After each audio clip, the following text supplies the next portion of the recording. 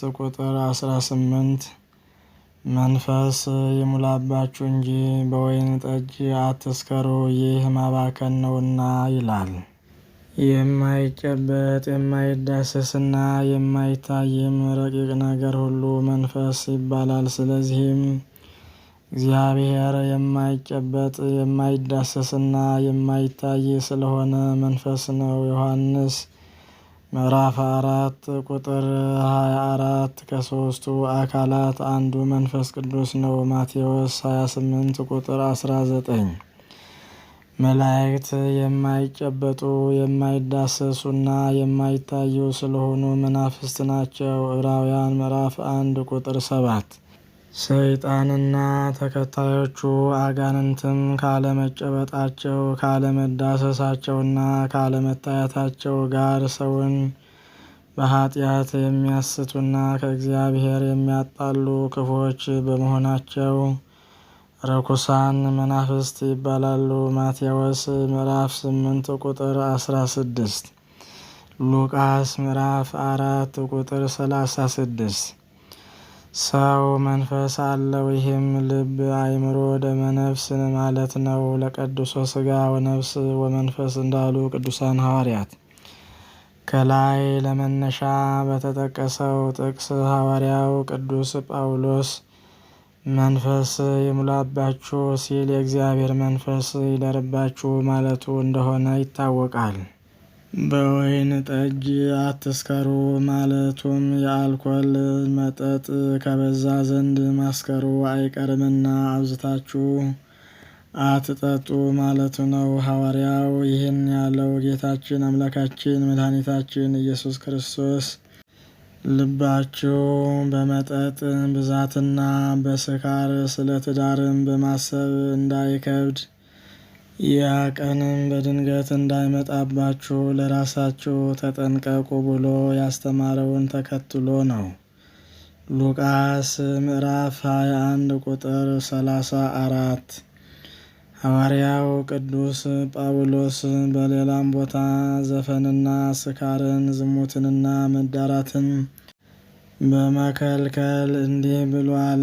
በቀን እንደምንሆን በአገባብ እንመላለስ፣ በዘፈንና በስካር አይሁን፣ በዝሙትና በመዳራት አይሁን፣ በክርክርና በቅንዓት አይሁን። ሮሜ ምዕራፍ 13 ቁጥር 13 ሐዋርያው በወይን ጠጅ አትስከሩ ሲል ከምክንያቱ አንዱን አስቀምጧል።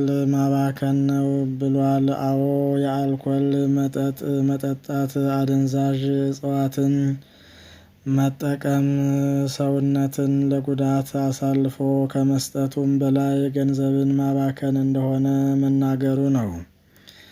ብኩንነትም ከሚወገዙት ጎጂ ልማዶች አንድ ነው። ብኩንነት ካለ እድገት አይገኝም። የብኩንነት ውጤት ድህነትና ረሃብ ነው። በአገባብ እንመላለስ ሲልም በዘፈንና በስካር አይሁን፣ በዝሙትና በመዳራትም አይሁን በማለት ኑሯችን በጭፈራና በዳንስ በዝሙትና በመዳራት እንዳይሆን ከለከለ። ምክንያቱም ጭፈራና ዳንስ ወደ ዝሙት የሚገፋፋ ነው። ዝሙትም ለአስከፊ የነፍስና የሥጋ ደዌ የሚዳርግ ነው። የአልኮልና ሌሎች አደገኛ እጽዋት ሕገወጥ ዝውውርና አጠቃቀም ከረጅም ዓመታት በፊት የነበረ ቢሆንም ችግሩ ከቅርብ ጊዜ ወዲህ በከፍተኛ ሁኔታ እየተባባሰ መጥቷል። እነዚህ የአልኮልና አደገኛ እጽዋት መባባስ በተጠቃሚዎች ላይ ከሚፈጥረው የጤና የማህበራዊ ኑሮና የምጣኔ ሀብት ችግሮችን የሚያስከትሉ ሲሆን ይህ ችግር በተጠቃሚዎች ላይ ብቻ አይቆምም። ቤተሰቦቻቸውን፣ ጓደኞቻቸውንና አጠቃላይ ህብረተሰቡ ይጎዳል። ለዚህ የአልኮልና የሌሎች አደገኞች እጽዋት ህገወጥ ዝውውር መስፋፋትና ተጠቃሚዎች ቁጥጥር እያደገ መምጣት ዝውውሩን ለመቆጣጠርም ሆነ የችግሩን አስከፊነት ለህብረተሰቡ ለማስተማር ተገቢው አትኩሮት ሳይሰጥ መቆየቱ እንደሆነ ጥናቶች ያስረዳሉ።